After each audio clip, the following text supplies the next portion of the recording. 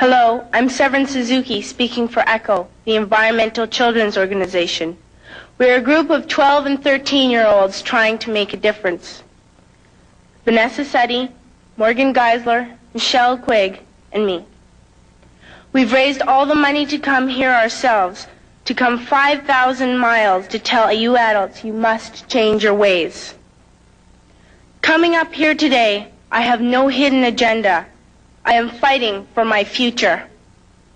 Losing my future is not like losing an election or a few points on the stock market. I am here to speak for all generations to come. I am here to speak on behalf of the starving children around the world whose cries go unheard. I am here to speak for the countless animals dying across this planet because they have nowhere left to go. I am afraid to go out in the sun now because of the holes in our ozone. I am afraid to breathe the air because I don't know what chemicals are in it.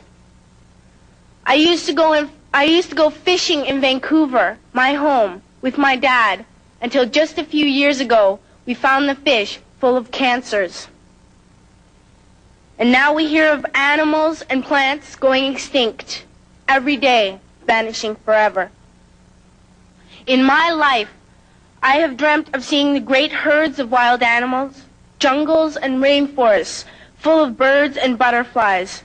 But now I wonder if they will even exist for my children to see.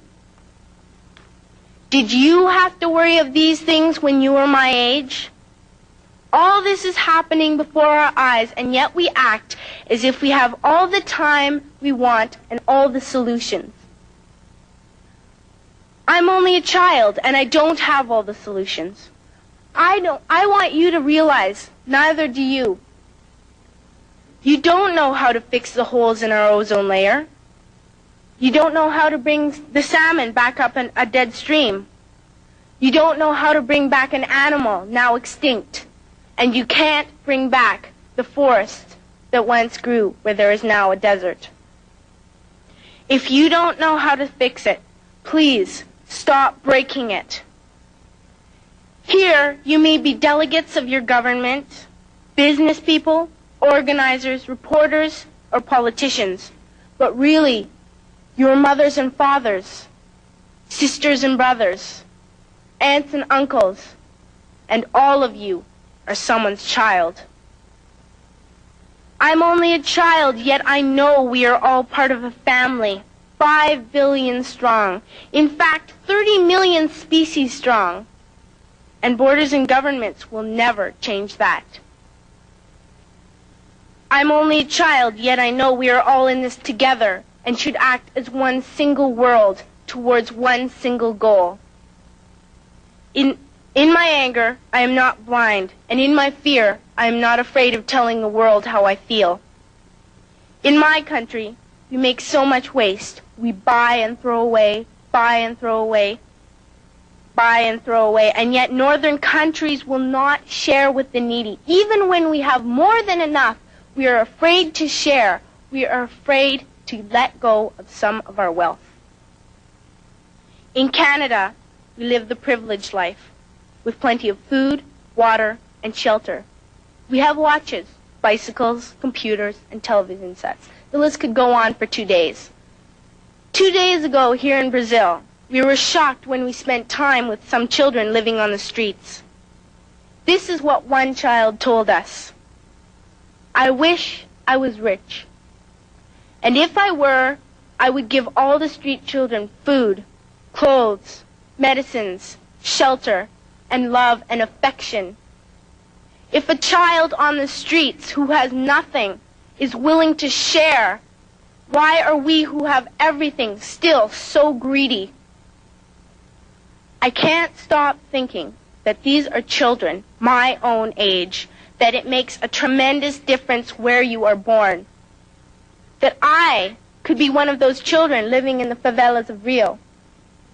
I could be a child starving in Somalia, or a victim of war in the Middle East, or a beggar in India. I am only a child, yet I know if all the money spent on war was spent on finding environmental answers, ending poverty, and finding treaties, what a wonderful place this earth would be. At school, even in kindergarten, you teach us how to behave in the world. You teach us not to fight with others, to work things out, to respect others, to clean up our mess, not to hurt other creatures, to share, not be greedy.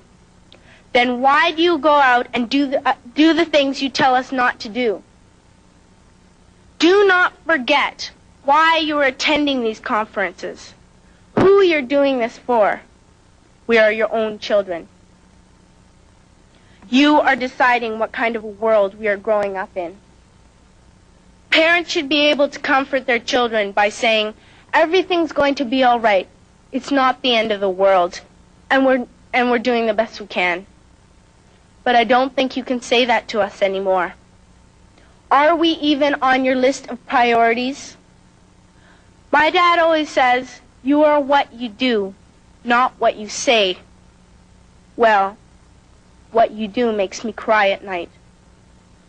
You grown-ups say you love us, but I challenge you, please, make your actions reflect your words.